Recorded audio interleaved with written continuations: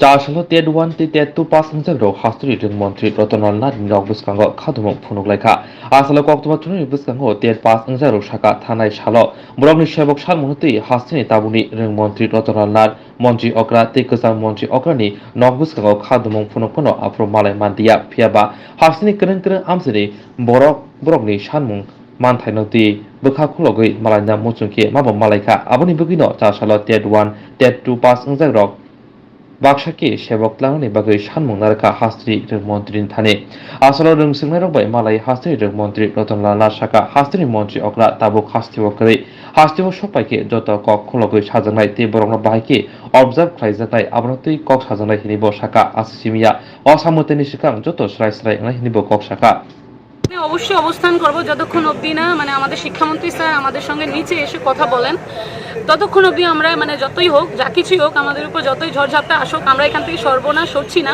এটা আমাদের ন্যায্য দাবি। আপনারাও জানেন যে যখন ত্রিপুরা সরকার প্রথম আমাদের সরকার যখন মানে এখানে আসেন তখন ওনারা বলেন যে আমাদের ত্রিপুরা রাজ্যে মানে শিক্ষকের সংকট তাই এখানে বিএড ক্যান্ডিডেট নাই মানে টেট কোয়ালিফাইড নাই আমাদের যে শিক্ষামন্ত্রী স্যার উনি বলেছেন।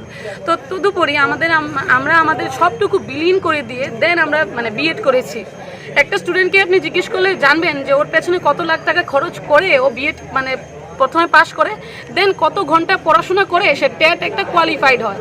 যে টেট কোয়ালিফাইড না সে কি করে বুঝবে যে এই বেকারত্বের জ্বালাটা কি? যারা চাকরি করেন তারা তো কোনোদিনও বুঝবেন না যে আমরা কি কারণে আজকে এখানে রাস্তার মধ্যে অবস্থান করেছি, কারণ তারা তো প্রত্যেক মাসে সরকার থেকে মুনাফা পান, সরকার থেকে টাকা পান, কিন্তু আমরা তো সেটা পাই না। আমরা হাড় জোর করে আমাদের 24টা ঘন্টা আমাদের 12-13 ঘন্টা পরিশ্রম করে যেখানে রাত বিলীন করে দিয়ে আমরা পড়াশোনা করলাম সেই জায়গার মধ্যে আমরা টেট কোয়ালিফাইড হওয়ার পরেও কেন স্যার আমাদের সঙ্গে নিয়ে আমাদের মানে শিক্ষা ডিপার্টমেন্টে নিয়ে এরকম খেলা করছেন? কেন স্যার আমাদের কথাগুলো কানে তুলছেন না? আমাদের দাবিটা তো ন্যায্য দাবি। আমরা চাই সকলেই যেন স্যার শিক্ষামন্ত্রী থেকে সবাই ত্রিপুরা সরকার যেন আমাদেরকে অবিলম্বে মানে নিয়োগ করে দেন, না হলে আমাদের এই দাবি চলছে, এর থেকে মহাকরণ আমরা চালিয়ে যাচ্ছি, আমাদের এটাই পরিকল্পনা। এই জায়গার মধ্যে স্টুডেন্টরা রাস্তায় দাঁড়িয়ে হানা দিচ্ছে এবং স্টুডেন্টরা রাস্তায় দাঁড়িয়ে তারা আন্দোলন করছে যে আমাদের শিক্ষক চাই। তো সেই প্রেক্ষাপটে আমরা আজকে দাঁড়িয়ে সেটাই আমাদের শিক্ষামন্ত্রী স্যারের কাছে আমরা আবেদন করব যেন স্যার আমাদের কাছে আসেন এবং এসে মিডিয়ার সামনে কথাগুলো তুলে ধরেন, আমাদের ব্যাপারটা স্পষ্টীকরণ দেন। এবং আমরা আমাদের একটাই দাবি, জাস্ট যারা আমরা 3631 জন পাশ করেছি teacher candidates TET 1 and TET 2 সকলকে যেন একসঙ্গে ওনারা নিয়োগ করে দেন, বাস আমাদের এটাই দাবি। আর আমরা এই কারণেই এখানে এসেছি।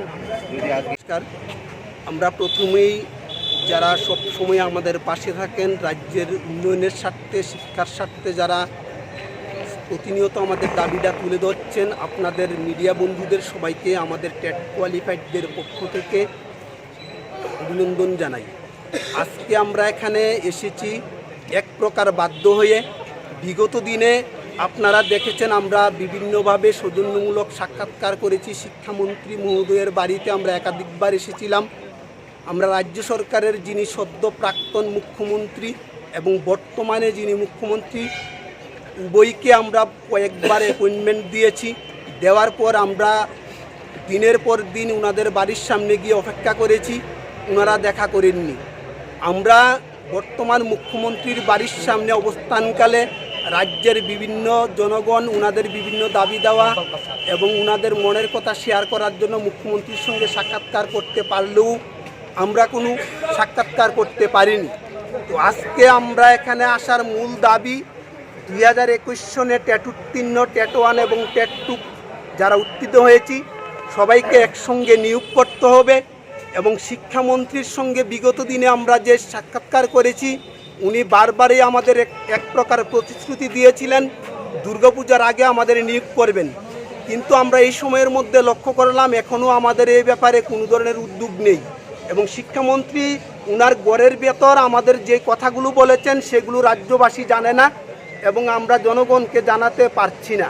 তো আজকে আমরা এখানে বাধ্য হয়েছি শিক্ষামন্ত্রী মহোদয়ের কাছে আমরা 3631 জনের পক্ষ থেকে নতমস্তকে করজোড়ে আবেদন করব, উনি জানে আপনাদের মিডিয়ার সামনে এসে আমরা যারা টেট কোয়ালিফাইড এবং রাজ্যের যে শিক্ষার করুণ অবস্থা, প্রতিদিন ছাত্রছাত্রীরা বিদ্যালয়ের সামনে বিক্ষোভ দেখাচ্ছে শিক্ষকের জন্য, এই বিষয়ে ওনার দপ্তরের এবং রাজ্য সরকারের কি সিদ্ধান্ত সেটা যাতে স্পষ্টীকরণ দেয় এবং আমাদের নিয়োগের ব্যাপারে জানে উনি যাতে আমাদের স্বার্থে একসঙ্গে ঘোষণা করবে নিয়োগ করার এই কথাটা যেন বলে, এই দাবিতে আমরা আজকে এখানে অনড় হয়েছি।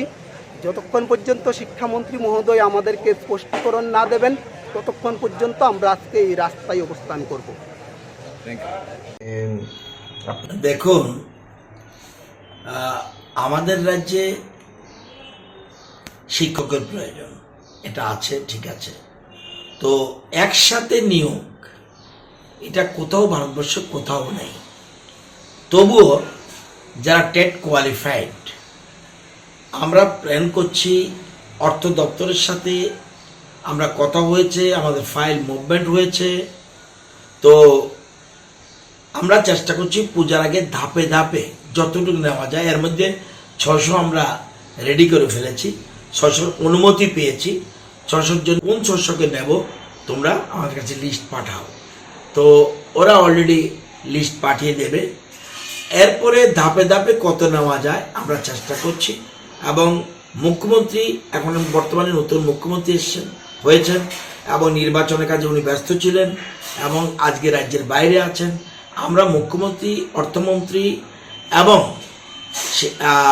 শিক্ষা দপ্তর, এই 3টা দপ্তর মিলে কিভাবে এদের সবাইকে কিভাবে অ্যাডজাস্ট করা যায় আমরা চেষ্টা করছি এবং আমি আশা করি পূজার আগে প্রায় সম্পন্ন করতে পারবো বলে আমার বিশ্বাস। কিন্তু এর আগে মুখ্যমন্ত্রীর সাথে একটা মিটিংয়ের প্রয়োজন আছে, কারণ মুখ্যমন্ত্রী নতুন মানুষ, ওনাকে সবটা ব্রিফ করব। ব্রিফ করার পরে আশা করি উনি বুঝবেন, বুঝার পরে ফাইন্যান্স থেকে কিভাবে ক্লিয়ার হবে এটা আমরা দেখব। এবং আমরা কোনো মতে আন্দোলনে বিশ্বাসী না। আমরা মনে করি, আমি তাদেরকে বলেছি এরপরে যদি আন্দোলন করো তোমাদের ব্যাপার, আমি কিন্তু কোনো সহযোগিতা করব না। কারণ আমাদের সরকার আন্দোলনে বিশ্বাসী নয়, আমাদের সরকার আলোচনায় বিশ্বাসী। এই জন্য আলোচনা বারবার হতে পারে, এর মধ্যে কোনো অসুবিধা নেই। এবং মুখ্যমন্ত্রী আসলেই ওনার সাথে বসে কিভাবে ওদেরকে সবাইকে কিভাবে অ্যাবজর্ব করা যায় এটা আমরা চেষ্টা করছি। আশা করি পুজোর আগে অনেকটাই এটা সফল হবে বলে আমার বিশ্বাস। রাজ্যে কিরকম শিক্ষকের ঘাটতি? এমনি খুব বেশি ঘাটতি নেই, কারণ শিক্ষকের বর্তমান যে নিয়ম অনুসারে যেটা আমাদের নিয়ম আছে সেই নিয়ম অনুযায়ী কিছু ঘাটতি রয়েছে।